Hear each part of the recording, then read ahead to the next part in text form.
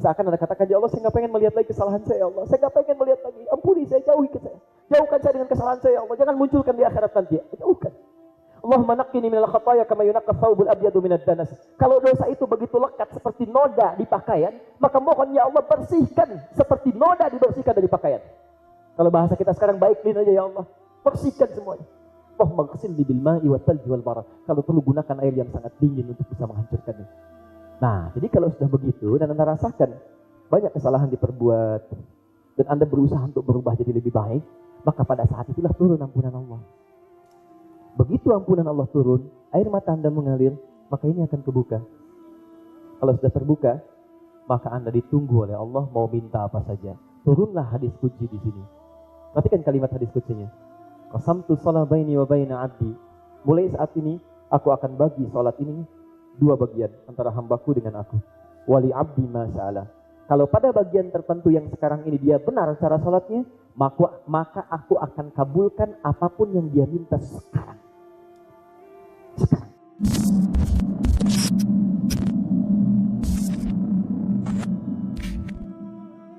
Assalamualaikum warahmatullahi wabarakatuh. Sahabat muslim yang dirahmati Allah, setiap kita berdiri di hadapan Allah dalam sholat, ada satu doa yang nyaris selalu kita baca, tapi jarang kita pahami maknanya dengan sepenuh hati. Doa iftitah.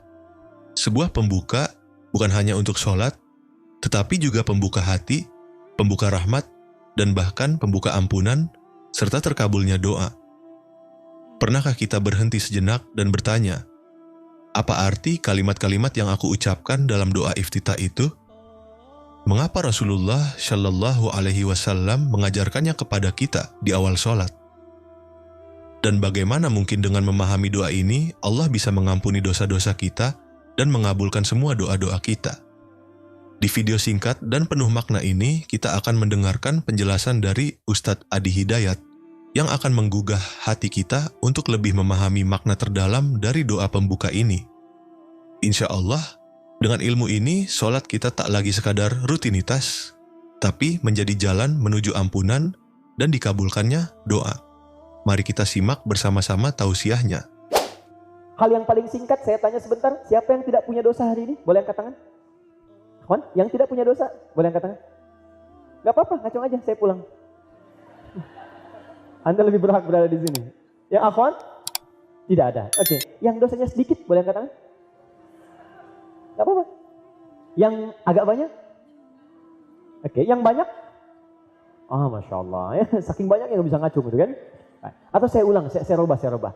Yang pengen masuk surga, boleh angkat tangan? Masya Allah. Surga Firdaus? Masya Allah. Bersama Nabi? Masya Allah. Makin aneh suasana kita. Ya? Merasa banyak dosa dan pengen masuk surga. Surganya pun Firdaus. Bersama Nabi lagi. Ya? Kadang-kadang saya suka mikir gitu. Nabi Adam aja kesalahannya dikit keluar dari surga. Kita banyak pengen masuk gitu kan. Gini. Nah, sekarang bagaimana caranya? Paham? Bagaimana caranya saat kita bertakbir itu, setelah itu dosa-dosa kita seketika diampuni oleh Allah Subhanahu wa taala. Kenapa ini penting saya uraikan?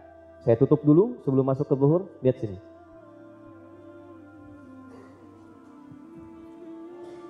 Ini apa? Ada isinya? Tidak. Lihat sini. Kalau saya buka begini, paham ya? Ini penting sekali. Bisa saya masukkan apapun? Ya. Yang kira-kira masuk. Spidol, masuk. Tisu, masuk. Air, masuk. Sekarang, saya tutup begini. Bisakah ini masuk? Sekarang, saya ganti tutupnya dengan yang lebih keras. Bunyi bahkan. Bisa masuk benda ke sini? Saya ganti dengan baja. Bisa masuk? Persoalan terbesarnya teman-teman. Allah itu sifatnya maha pemurah dan selalu berjanji mengabulkan doa yang dimintakan. Dan ketika Anda minta, Allah akan berikan.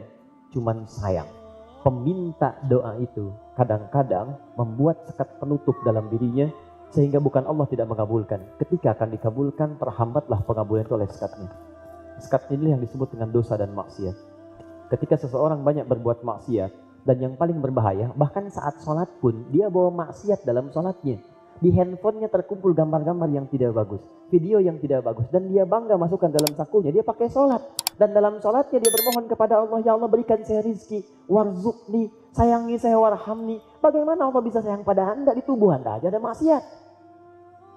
Maka bagaimana caranya Anda supaya doa mudah dikabulkan? Orang minta yang mustahil dikasih, Anda minta yang gak mustahil gak diberi. Barangkali bukan karena permintaan Anda tidak dikabul, ada sekat ini yang belum dibuka.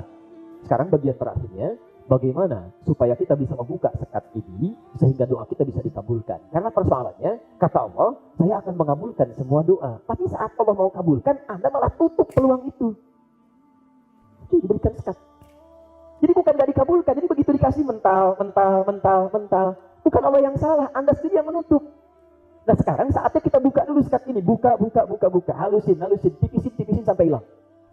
Karena itulah ketika Anda selesai takbir, maka Anda mencoba untuk membaca satu pengantar doa dalam sholat. Pengantar yang singkat dalam bahasa Arab disebut dengan iftitah namanya. Maka masuklah nanti kita pada bahasan doa iftitah. Saya belum bicara hukum fikih ya, saya ingin masuk pada apa yang kita pahami dulu. Sehingga waktu sholat itu kita mengerti bahwa, oh ini maksudnya yang saya baca ini. Jadi kita bisa menikmati sholat yang kita lakukan. Ya. Maka pengantar yang singkat, pembuka yang singkat disebut dengan iftitah. Di antara doa iftitah itu ada 9 jenis doa. Nah, simpan dulu yang 9, karena pertemuan berikutnya nanti saya akan bagikan bagi teman-teman, dan saya jelaskan kapan itu digunakan. Saya mau buka satu dulu dari 9 ini, yang tersebut di Al-Bukhari nomor hadis 711, riwayat sahabat Abu Hurairah radhiyallahu ta'ala anhu. Perhatikan ini. Begitu Anda selesai bacakan ini, maka di sini akan terjadi perubahan dalam salat kita. Perhatikan baik-baik. Haddatsana qala, Abu Hurairah menyampaikan, "Shallaitu khalfa Rasulillah sallallahu alaihi wasallam." Saya pernah salat di belakang Rasulullah sallallahu alaihi wasallam. Fasakata hunainatan, maka setelah beliau takbir, beliau diam sejenak. Dia setelah selesai salat, maka beliau bertanya, "Fasa'altun Nabiyya sallallahu alaihi wasallam."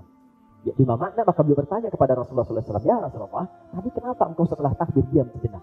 Maka Nabi menjawab, kata Nabi, saya membaca saat itu, perhatikan bacaannya, "Allahumma ba'id baini wa baina khatayaya kama ba'adta bainal masyriqi wal maghrib. Allahumma naqqini minal khataya kama yunaqqa thawbul abyadu minad danas. Allahumma ghsilni bil ma'i wal thalji wal barad." Perhatikan, ada yang sudah menghafal doa ini? Baik. Ada nanti 9, ada yang wajjah lillazi fataras samawati wal ardh. Ada yang menghafal doa ini? Ada. Ada lagi yang Allahu akbar kabira walhamdulillahi katsira. Ada yang menghafal doa ini? Ada. Ini yang Allahu akbar kabira dengan yang wajjah itu 2 doa disatukan. Enggak pakai oh tidak. 2 doa disatukan. Nah, Anda harus pilih. Misal Allahu akbar kabira walhamdulillahi katsira wa subhanallahi bukratan wa asila. Itu doa. Wajjahtu wajhiya lillazi fataras samawati wal ardh, doa yang selanjutnya. Kalau Anda mau gabungkan silahkan, tidak ada masalah. Pertanyaannya, kapan ini dipakai Nabi, kapan ini digunakan oleh Nabi? Ada 9 jenis. Nah, dari yang 9 itu saya buka satu dulu sekarang. Yang ini, yang Allahumma ba'id. Ada yang sudah hafal yang Allahumma ba'id? Pernah dengar bacaannya? Pernah dengar? Lihat sini kaidah pertama. Kalau Anda pernah salah, dan pasti kita pernah salah, 1 kali salah disebut khata namanya. Khata. Jelas? Ya. Kalau pernah beberapa kali salah, tapi kesalahan itu masih bisa dihitung. Hari ini kata-kata saya kasar berapa kali? Hari ini mata saya salah melihat berapa kali? Hari ini pikiran saya salah berpikir berapa kali? Bahkan Ustadz terlambat saya salah berpikir tentang Ustadz. Banyak. Saya rinci 1, 2, 3. Saya hitung, tapi masih kehitung. Itu bahasa Arabnya dari khata berubah jadi akhta. Akhta. Baru hari ini. Kalau saya pengen akumulasikan dengan hari-hari yang kemarinnya lagi, sampai saat saya mulai balik sampai sekarang, berapa kesalahan yang telah saya lakukan? Maka saya merasa itu tak terhitung, banyak bilangan tak berhingga. Maka rubah kalimatnya untuk menunjuk kesalahan yang tak mampu dihitung menjadi khotoya namanya. Khotoya. Nah, tadi telah kita cek di antara sekian yang tadi kita berdiskusi, siapa yang merasa kesalahannya sedikit satu saja? Tidak ada. Siapa yang merasa kesalahannya sedang, agak banyak? Tidak ada. Siapa yang merasa banyak tak terlukiskan? Ini yang kita akui. Bagian terakhir, khataya. Ini kesalahan-kesalahan yang terakumulasi itu yang seringkali membuat sekat yang menutup pintu pengabulan dari doa dari Allah Subhanahu wa taala. Semakin keras sekatnya, semakin susah nanti untuk bisa menembuskan apa yang kita mohonkan. Kita harus buka kembali. Nah, sekarang kalau saya ingin katakan kepada Anda, lihat baik-baik sini. Kalau Anda ingin dibuka sekatnya, pilihan pertama, dibuka, tapi masih dekat begini. Atau yang kedua, dibuka, tapi dijauhkan sampai kita nggak pengen lihat lagi. Pilih satu atau dua?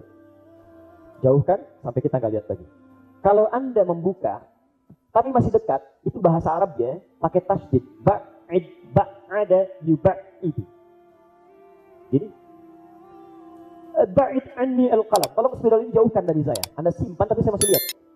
Tapi kalau saya katakan ba'id baini wa bainal qalam, tolong jauhkan saya dengan spidol itu, saya nggak mau lihat lagi. Maka Anda jadikan hurufnya menggunakan alif. Ba'id, jauh, sejauh-jauhnya saya nggak pengen lihat lagi. Jadi, ketika Anda mulai sholat dan Anda merasa ingin bermohon kepada Allah, ada sekian yang sudah saya minta nggak terkabul, saya pengen buka sekatnya. Maka Anda katakan sebelum Anda memohon nanti, Anda bertakbir, Anda katakan Allahumma ya Allah, ba'id baini wa baina khatayaya. Aku sadar sampai sholat ini, aku banyak berbuat salah dalam kehidupan. Lu jangan cuma disebutkan, tapi Anda rasakan salah pada siapa saja. Anda bayangkan salah pada ibu Anda, salah pada ayah Anda, salah pada kerabat Anda. Kadang-kadang itu tuh akan terasa, terutama ketika satu di antara kedua orang tua atau kerabat kita itu sudah nggak ada dengan kita. Itu nasihat guru saya yang pertama saat saya masuk pesantren. Nah, puncakkan baktimu pada kedua orang tuamu, karena kamu akan merasakan cintanya ketika satu di antara keduanya atau keduanya sudah tidak bersama. Dan kamu akan merasakan betapa rugi kamu pernah mengkhianati atau berbuat salah kepada mereka. Seperti seorang ayah, dia luar biasa, sangat sayang dan begitu menyayangi.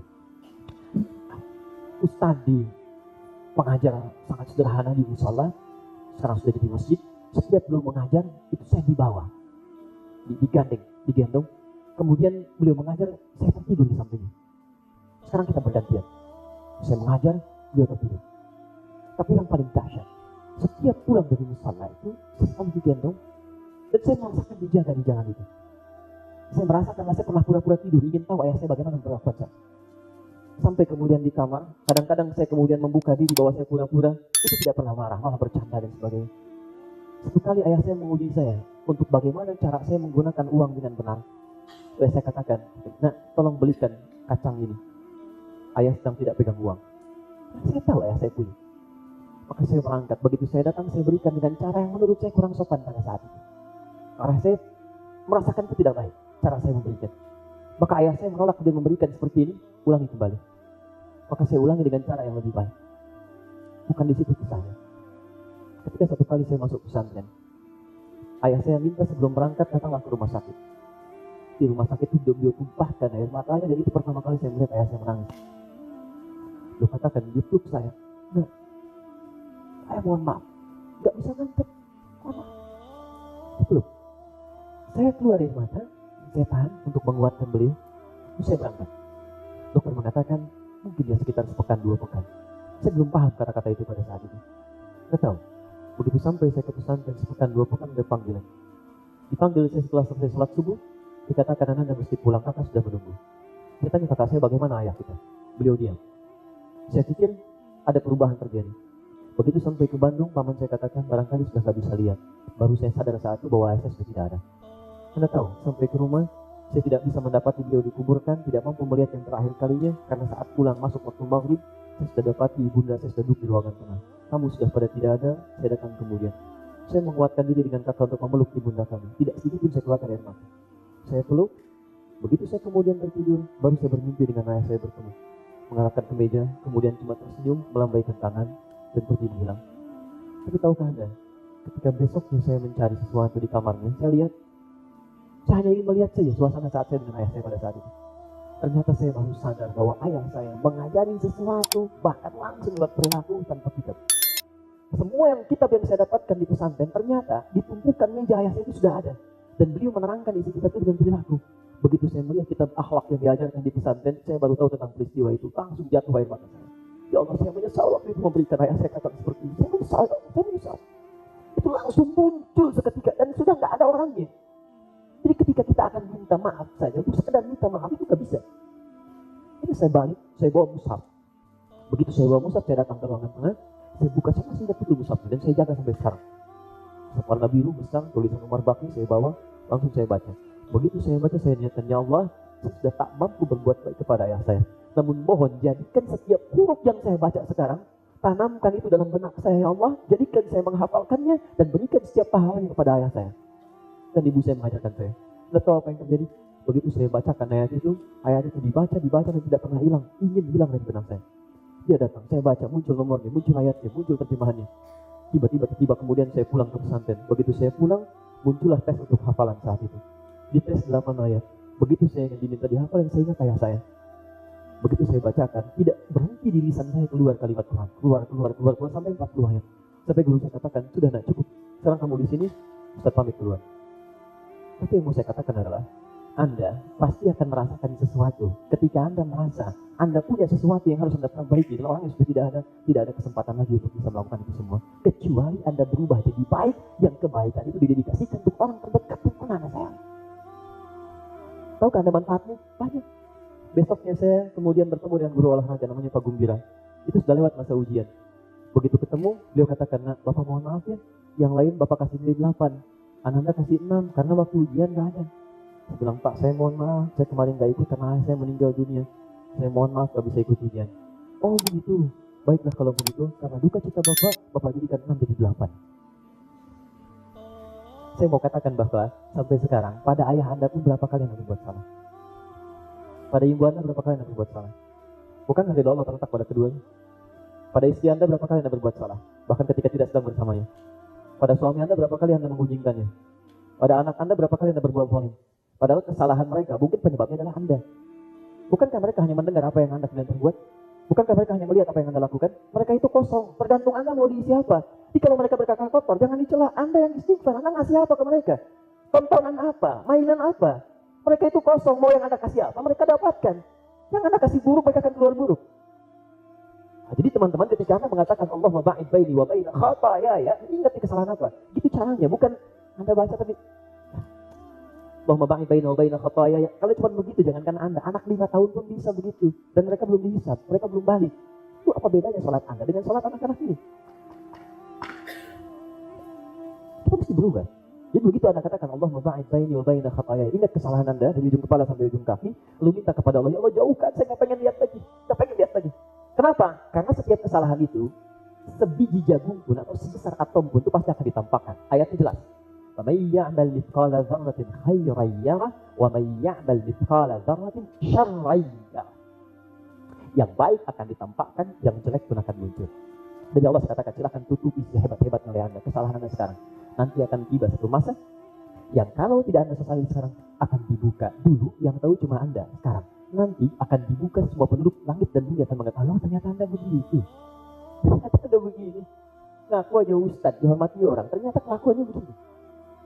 Maka tunduklah Anda, mohon ampunan pada Allah. Begitu Anda mohon, dijauhkan, gugur semuanya. Itu yang disebutkan kama ba'adta bainal masyriqi wal maghrib. Sebagaimana engkau jauhkan antara timur dengan barat yang tidak pernah bertemu. Seakan Anda katakan, "Ya Allah, saya nggak pengen melihat lagi kesalahan saya, ya Allah. Saya nggak pengen melihat lagi. Ampuni saya, jauhkan saya dengan kesalahan saya, ya Allah. Jangan munculkan di akhirat nanti." Jauhkan. Allahumma naqqini minal khataaya kama yunaqqa thawbul abyadu minad danas. Kalau dosa itu begitu lekat seperti noda di pakaian, maka mohon ya Allah bersihkan seperti noda dibersihkan dari pakaian. Kalau bahasa kita sekarang baikin aja ya Allah, bersihkan semuanya. Maghsil bil ma'i wa thalji wal barad. Kalau perlu gunakan air yang sangat dingin untuk bisa menghancurkannya. Nah, jadi kalau sudah begitu dan Anda rasakan banyak kesalahan diperbuat dan Anda berusaha untuk berubah jadi lebih baik, maka pada saat itulah turun ampunan Allah.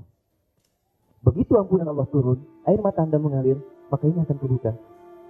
Kalau sudah terbuka, maka Anda ditunggu oleh Allah mau minta apa saja. Turunlah hadis qudsi di sini. Perhatikan kalimat hadis qudsnya. Qasamtu shalah baini wa baina 'abdi. Mulai saat ini aku akan bagi salat ini dua bagian antara hambaku dengan aku. Wali abdi ma sa'ala. Kalau pada bagian tertentu yang sekarang ini dia benar cara salatnya, maka aku akan kabulkan apapun yang dia minta sekarang. Dan itu terjadi saat berdiri. Dan itu dilakukan oleh Nabi Zakaria. Ketika beliau melakukannya, seketika dikabulkan.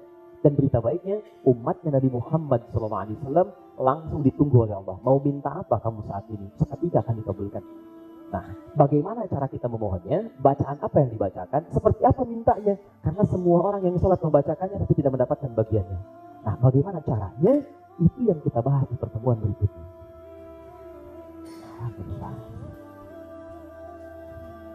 Jelas? Baik. Masya Allah, betapa dalam dan luar biasa makna dari doa iftitah ini.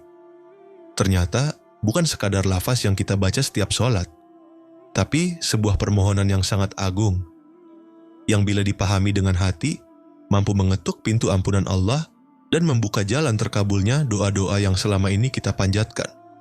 Sahabat, jika hari ini hidup kita terasa berat, jika doa-doa terasa menggantung tak kunjung sampai, bisa jadi karena kita belum sepenuhnya hadir dalam setiap sholat kita.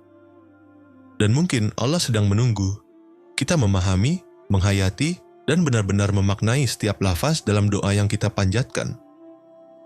Maka sebelum video ini berakhir, mari bantu sebarkan kebaikan ini. Like video ini sebagai bentuk dukungan pada dakwah Islam.